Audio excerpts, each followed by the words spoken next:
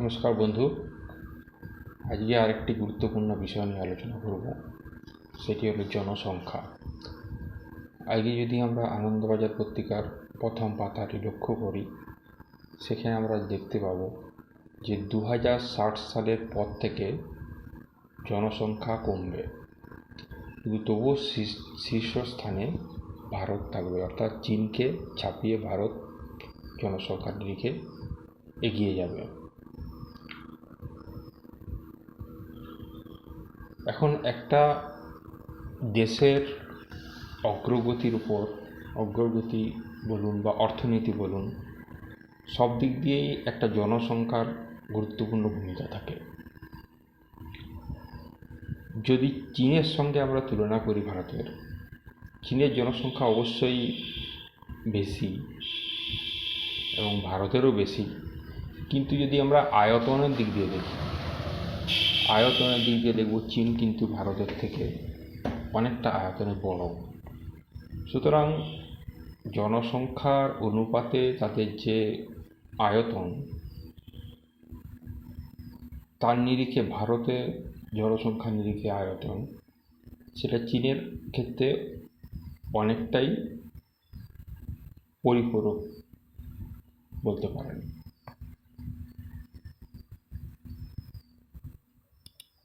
এই জনসংখ্যা একটি চর্চিত বিষয়,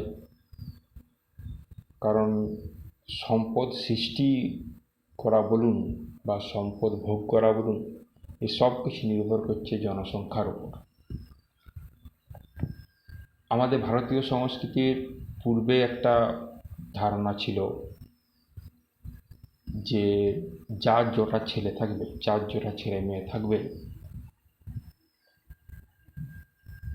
সে তত বেশি ধনবান বা তত বেশি জোর তার।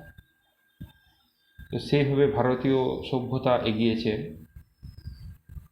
এবং তার সঙ্গে পাল্লা রেখে জনসংখ্যাও বৃদ্ধি পেয়েছে।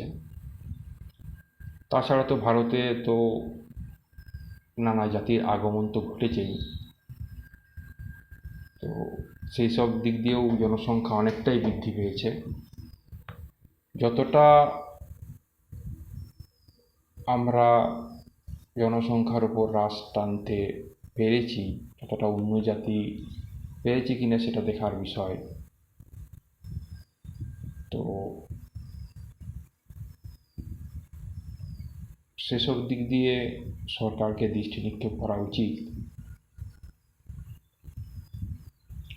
কারণ জনসংখ্যা ধরুন একদিক দিয়ে যদি বেশি থাকে তার যেমন সুবিধা আছে, আবার কম থাকলে তার অসুবিধাও আছে। যদি আমরা বলি জনসংখ্যার বেশি থাকার সুবিধাটা কী, সুবিধা এগুলি বলতে পারি যে ধরুন যে সমস্ত পাশ্চাত্য দেশগুলি আছে তাদের কাছে তো অবশ্যই সুবিধা, কারণ তারা যে সমস্ত দ্রব্য উৎপাদন করে, যে সমস্ত জিনিস উৎপাদন করে, তাদের পুরো বাজারটাই ভারত এবং চীন কেন্দ্রিক। এই জন্যে তারা সহজে এই দুজনকে চটাতে চায় না, বাণিজ্যিক দিক দিয়ে বলুন। এবং জনসংখ্যা বেশি হলে একদিকে একটা দেশের মনোবল বাড়ে, সেই জনসংখ্যাকে যদি পূর্ণভাবে কাজে লাগানো যায় তো প্রচুর সম্পদ সৃষ্টি করা যায়। কিন্তু যদি কাজ না থাকে তাহলে কিন্তু এর বিরূপ প্রতিক্রিয়া ঘটতে পারে।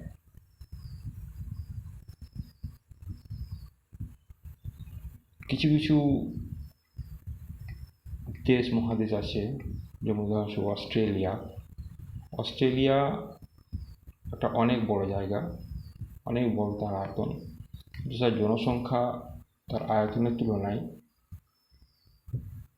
অতি নগণ্য, কিন্তু দেশটি আগে বিত্তশালী, কারণ সীমিত জনসংখ্যা তারা যে দেশটিতে অফুরন্ত সম্পদ আছে সেগুলি ভোগ করছে।